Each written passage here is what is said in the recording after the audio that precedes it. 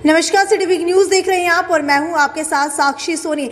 हरियाणा के अंदर कोरोना संक्रमण ने गति पकड़ ली है। हालांकि अगर कल की ही बात की जाए तो कल 77 मरीज जो है कोरोना के वो हरियाणा के अंदर मिले हैं। हालांकि 65% कोरोना संक्रमण के मरीजों के अंदर बढ़ोतरी हुई है और इसी को लेकर के हरियाणा सरकार ने नए नियम लागू किए हैं। हालांकि नए नियम सबको पता है कि लागू कर दिए गए हैं, लेकिन किसी को प्रॉपरली समझ में नहीं आ पा रहा है कि कौन कौन से नियम लागू किए गए हैं। तो सबसे पहले चर्चा कर लेते हैं कि महामारी अलर्ट सुरक्षा अभियान के तहत सरकार की तरफ से क्या कुछ नए नियम लागू किए गए हैं। सबसे पहला नया नियम यह है कि नाइट कर्फ्यू लगा दिया गया है। रात के 11 बजे से सुबह 5 बजे तक कोई भी घर से बाहर नहीं जा सकेगा। दूसरा नया नियम ये लागू किया गया है कि अगर इंडोर यानी कि घर के अंदर या फिर कोई भी बंद प्लेस के अंदर कोई भी फंक्शन या इवेंट होगा तो उसके अंदर 200 लोग इकट्ठे हो सकते हैं और अगर बाहर कोई भी इवेंट होगा तो उसके अंदर 300 लोग इकट्ठे होने की परमिशन मिल सकती है। इसके अलावा अलग अलग नियम और भी लागू किए गए हैं, तो वो आपको बता देती हूँ कि क्या कुछ नए नियम लागू किए गए हैं। जी, विदेश से जो भी यात्री लौट रहे हैं उनको क्वारंटाइन किया जाएगा। उनको जो है अब बिना क्वारंटीन के आगे नहीं जाने दिया जाएगा। इसके अलावा जो भी सरकारी अधिकारी है, वैक्सीनेशन से रिलेटेड मेडिकल ऑफिसर्स हैं, उनकी छुट्टियां सारी की सारी रद्द कर दी गई। अब उन्हें संडे यानी कि रविवार को भी अपनी ड्यूटी देनी होगी। और अगर बात कर ली जाए ऑफिस की, तो अब ऑफिस के अंदर भी नए नियम लागू कर दिए गए हैं। हालांकि मैंने आपको बताया था पहले 3 मई से 9 अगस्त तक नाइट कर्फ्यू लगाया गया था।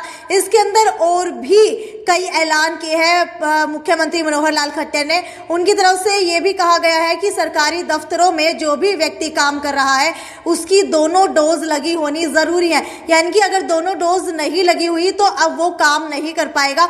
और पहले ये भी ऐलान किए गए थे कि सार्वजनिक स्थानों यानी कि पब्लिक प्लेसेस के ऊपर अगर दोनों डोज का सर्टिफिकेट नहीं है तो वो भी नहीं जा सकते हैं। हालांकि अब बात आती है कि ये नए आदेश जो है कब तक लागू रहेंगे, तो आपको बता देती हूँ कि 5 जनवरी तक ये नए आदेश जो है लागू रहेंगे।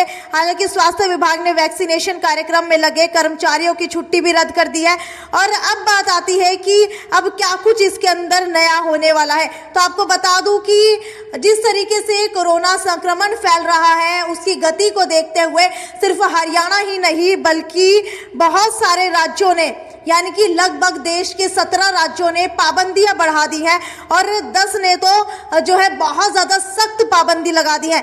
और इसको लेकर के यूपी के अंदर क्या ऐलान किया गया है, क्योंकि यूपी के अंदर इलेक्शन आने वाले हैं। तो आपको बता देती हूँ कि यूपी के अंदर यह ऐलान किया गया है कि शादी के अंदर सिर्फ 200 लोग ही शामिल हो सकते हैं। लेकिन एक सबसे बड़ा ऐलान यह भी किया गया है कि चुनावी रैलियों के ऊपर कोई भी पाबंदी नहीं लगाई गई है। हालांकि अगर दूसरी लहर की बात की जाए तो बंगाल के इलेक्शन के कारण ये दूसरी लहर फैली थी, लेकिन अगर अब तीसरी लहर की बात की जाए तो तीसरी लहर भी शायद हो सकता है कि इलेक्शन के अंदर रैलियां हो रही हैं उसकी वजह से ही फैले। क्योंकि हाई कोर्ट ने पहले ही कह दिया था प्रधानमंत्री नरेंद्र मोदी को और चुनाव आयोग को कि इलेक्शन के अंदर जो भी रैलियां हो रही हैं वो कैंसिल की जाए और दूरदर्शन और जो भी सरकारी चैनल है उसके माध्यम से ही प्रचार प्रसार किया जाए। लेकिन फिर भी प्रधानमंत्री नरेंद्र मोदी को इलेक्शन बहुत ज्यादा प्यारे हैं, उनको जीत बहुत ज्यादा प्यारी है, जिसके चलते वो इन चुनावों के ऊपर जो रैलियां हो रही हैं उसके ऊपर पाबंदी नहीं लगा रहे हैं।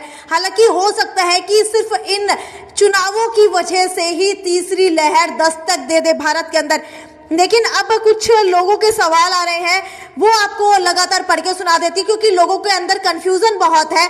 सबसे पहला सवाल ये आ रहा है कि अगर कोई भी इस नियम का उल्लंघन करता है तो उसके लिए क्या दंड संहिता रहेगी। तो आपको बता देती हूँ कि डिजास्टर मैनेजमेंट एक्ट और धारा 178 के तहत उसको 6 साल तक की सजा हो सकती है और 1000 रुपए जुर्माना भी लगाया जाएगा।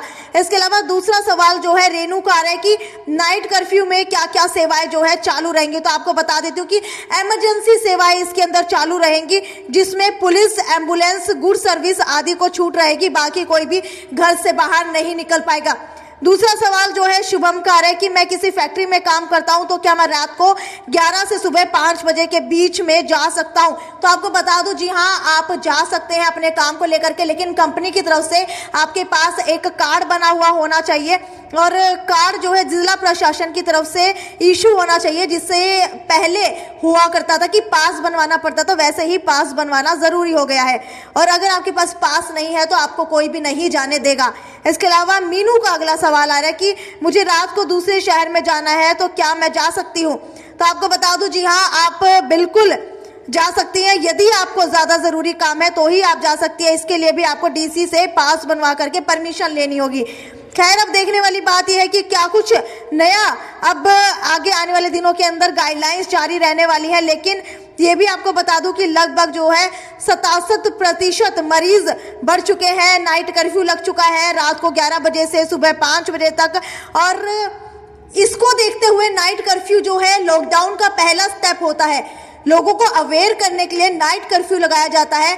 और हो सकता है कुछ आगे आने वाले दिनों के अंदर हैप्पी न्यू ईयर, जिससे आप सब लोग विश तो करते हैं, लेकिन सेलिब्रेशन के अंदर बहुत ज्यादा लोग इकट्ठे भी होते हैं। तो न्यू ईयर की सेलिब्रेशन के ऊपर हो सकता है कि रोक भी लगा दी जाए।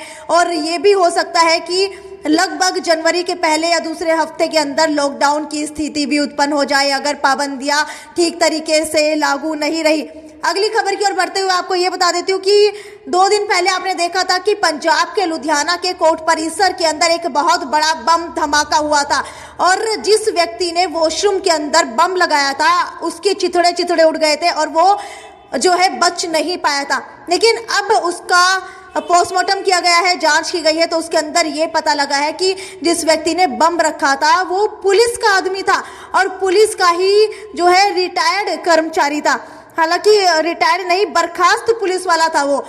ये नहीं पता चला कि किस वजह से रखा है, लेकिन अभी तक तो यही अपडेट थी। खैर, आपको क्या लगता है आगे क्या होने वाला है? क्या न्यू ईयर सेलिब्रेशन के ऊपर सरकार को बैन लगा देना चाहिए? क्या क्रिसमस सेलिब्रेशन से भी हरियाणा के अंदर कोरोना संक्रमण ज्यादा बढ़ेगा? क्योंकि अगर हिसार की बात कर ली जाए तो हिसार के अंदर कल पहला केस कोरोना का आ चुका है। दोबारा से कोरोना के केसेस बढ़ने लगे और सबसे ज्यादा केस जो है गुड़गांव के अंदर दर्ज किया गया है। जी हाँ, गुरुग्राम के अंदर सबसे ज्यादा केस दर्ज किए गए हैं। और देश जो हरियाणा राज्य के अंदर 77 केस मिले हैं, उसके अंदर से 48 गुड़गांव में मिले हैं कोरोना संक्रमित। तो गुड़गांव के अंदर लगातार तेजी से कोरोना संक्रमण फैल रहा है। अगर दिल्ली की बात की जाए तो दिल्ली के अंदर भी तेजी से कोरोना संक्रमण फैल रहा है। लेकिन अगर हिसार की बात की जाए तो हिसार के अंदर 2 मरीज पहले आए थे जिनकी गिनती हिसार के अंदर नहीं हो रही है। लेकिन अब कल एक नया मरीज दोबारा से आ गया है और जिसकी गिनती हिसार के अंदर ही हो रही है। आपकी जो भी राय है इस बारे में वो मुझे नीचे कमेंट सेक्शन के अंदर लिख करके बताइए।